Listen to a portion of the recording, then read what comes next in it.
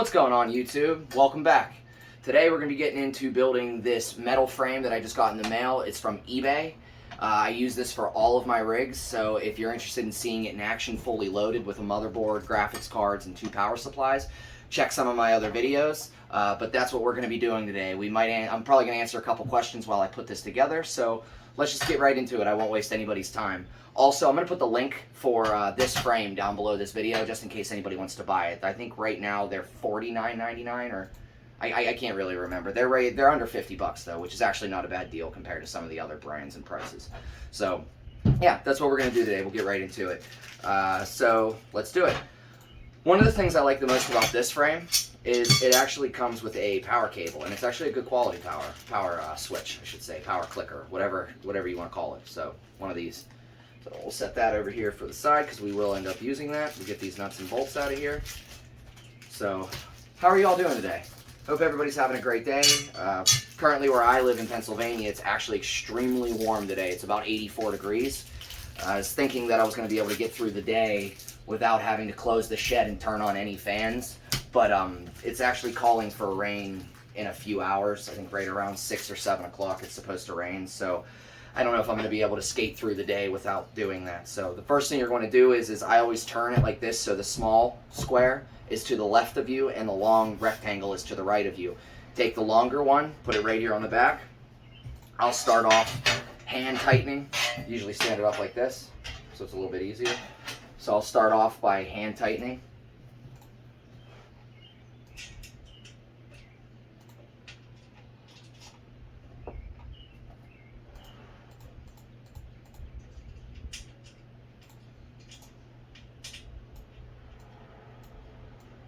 Once you get one in, it's usually pretty easy to get the rest in. That first one's always just a little bit of a pain.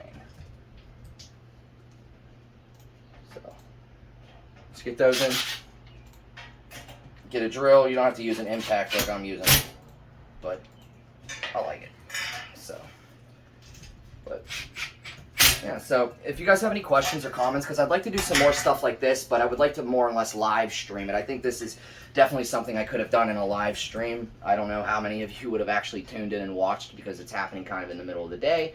But if that's something y'all were interested in, please let me know down in the comments, because I can definitely start doing live streams. I don't really know how they work, but I could definitely figure it out if it's something that would help out around here. So almost done with this first bracket, or this first part for the GPUs.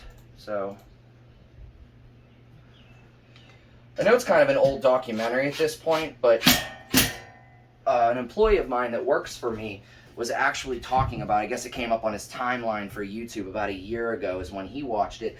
Have any of you seen the documentary on YouTube from Barely Sociable? It's about basically unmasking who he believes that Satoshi Nakamoto is.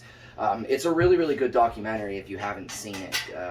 It's a 3-part documentary. The first episode, I believe, is about an hour, and then the other episodes are about 45 minutes. So if you have the 2.5 hours, almost 3 hours of time to watch it, it's really good. I'm not going to spoil anything at the end, but he does give his opinion on who he believes Satoshi is, and actually lines up a lot of really good evidence that I've heard some of it before I watched his documentary, but I had actually not heard a lot of the facts that he brought to the table, which is actually what he said throughout the thing, was that he was going to try and not be repetitive, just what everybody else was saying and floating around online. He was trying to only talk about facts, and I believe he did that. So one of the big facts that he actually brought up during that documentary was that I didn't know, was that Satoshi, we all know, it's pretty public knowledge that Satoshi is said to have around pre-mined 1.1 million bitcoins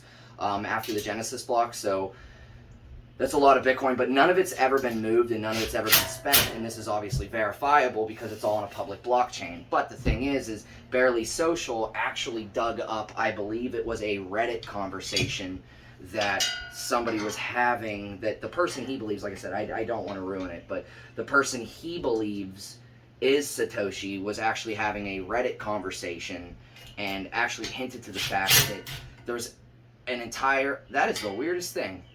This bolt just completely sheared off. It's kind of crazy. I don't know how to fix that. I'm going to have to get a pair of pliers and pull that out of here. So I will set that off to the side, and I'm actually just going to move on. So, but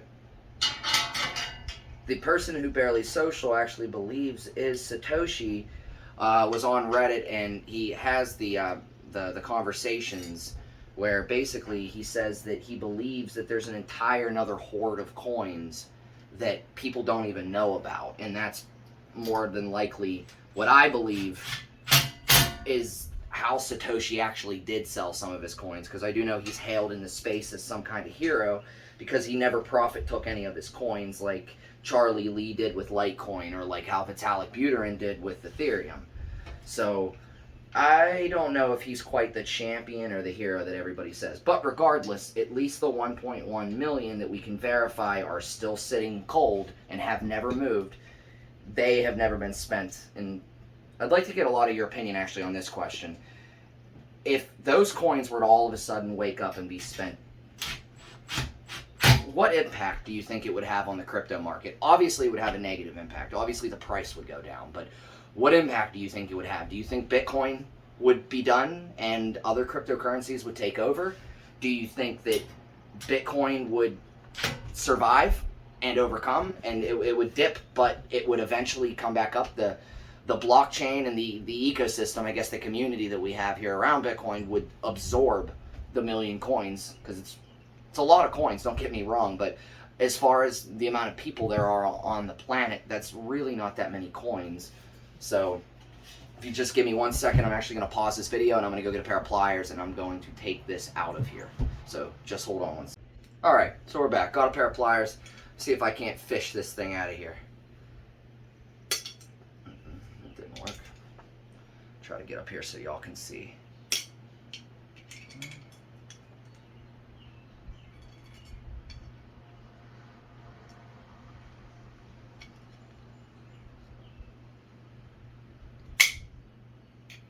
It is not coming out.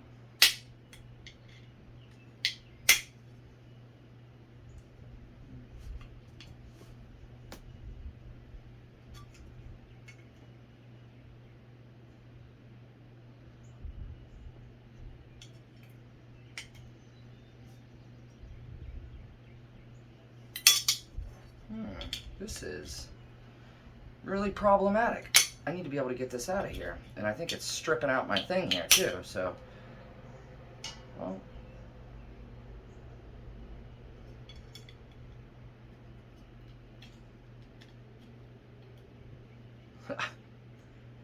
This really is not good.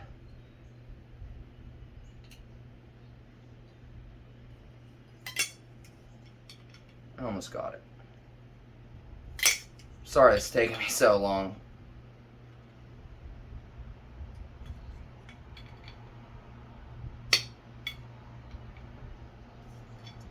Wow, that was not fun, and I actually don't know if I'm going to be able to put a screw in here or not now, because I think I kind of stripped it, but we will still give it a try, and if it doesn't, then I'll just put some wire through here and kind of make it work. So, yeah, where were we? So we were talking about how there's a second horde of coins for Satoshi, and